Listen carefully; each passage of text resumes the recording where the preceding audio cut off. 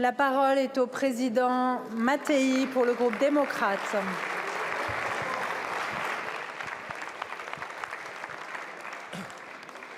Merci Madame la Présidente. Madame la Première ministre, la réforme des retraites que nous allons finaliser cette semaine, après des mois de concertation et de travail, est à nos yeux essentielle et nécessaire. Il s'agit ni plus ni moins que de sauver notre régime par répartition, quasiment unique au monde, pour la solidarité qu'il crée entre les générations. Sans cette réforme, les 1,5 cotisants pour un retraité en 2035 ne suffiront plus pour pérenniser le système. La baisse attendue du pouvoir d'achat des retraités sera inacceptable. Le déficit cumulé laissé à nos enfants sera de plus de 150 milliards. Alors oui, la réforme que nous portons est avant tout une réforme de responsabilité vis-à-vis des retraités d'aujourd'hui et des jeunes générations qui n'ont pas à porter la charge des inconsciences passées. En outre, elle est étalée dans le temps pour être plus acceptable. Madame la Première ministre, nous devons aussi, c'est notre rôle, rassurer les Français. Oui, nous leur demandons de travailler plus longtemps, mais nous devons aussi leur donner des garanties. C'est ce que nous souhaitons entendre aujourd'hui ainsi. Qu'en est-il des mesures pour ceux qui ont commencé à travailler tôt? La prise en compte de la pénibilité, des pénibilités, devrais-je dire, est-elle garantie, en particulier pour les carrières dites actives? La situation des femmes est-elle enfin améliorée après toutes ces réformes qu'ils ont ignorées?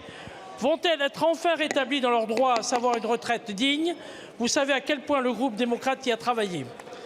Enfin, allons-nous améliorer le taux d'emploi des seniors, dont 2 tiers ne travaillaient plus, pour mettre ainsi un terme à ce gâchis humain? Tous ces points, Madame la Première ministre, sont l'assurance du respect de notre contrat social. Je vous remercie. Je vous remercie, Monsieur le Président. La parole est à Madame la Première ministre. Merci Madame la Présidente, Mesdames et Messieurs les députés, Monsieur le Président Jean-Paul Mattei. Nous arriverons dans quelques jours au terme d'un long processus de travail, de concertation et de débat. Il y a un an, le Président de la République s'est présenté au suffrage des Français en portant l'engagement d'une réforme pour garantir l'avenir de nos retraites par répartition. À l'automne 2022, avec le ministre du Travail, Olivier Dussopt, nous avons lancé des concertations avec les organisations syndicales, patronales et les groupes parlementaires. Elles nous ont permis de présenter un projet de loi enrichi par leurs propositions. Et je sais combien, avec vos collègues de la majorité, Monsieur le Président Mattei, vous y avez contribué. Depuis, le débat parlementaire se poursuit. Au Sénat, le texte a été discuté jusqu'au bout et adopté en fin de semaine dernière. L'Assemblée nationale a déjà consacré plus de temps à débattre de ce projet que lors des 2 précédentes réformes des retraites, même si l'obstruction organisée a accaparé le débat. Mais mesdames et messieurs les députés, dans cette Assemblée, une majorité existe qui croit au travail, y compris au travail des seniors. Une majorité existe qui croit au système de retraite par répartition et qui veut garantir à notre jeunesse qu'elle en bénéficiera. Une majorité existe qui refuse de financer les retraites par plus d'impôts, plus de charges et moins de pensions. Une majorité existe qui croit que ceux qui ont commencé à travailler tôt devront partir plus tôt à la retraite. Une majorité existe qui veut mieux protéger celles et ceux qui ont un métier difficile et oui, Monsieur le Président Mattei, permettre à ceux qui ont été usés par le travail de partir plus tôt à la retraite.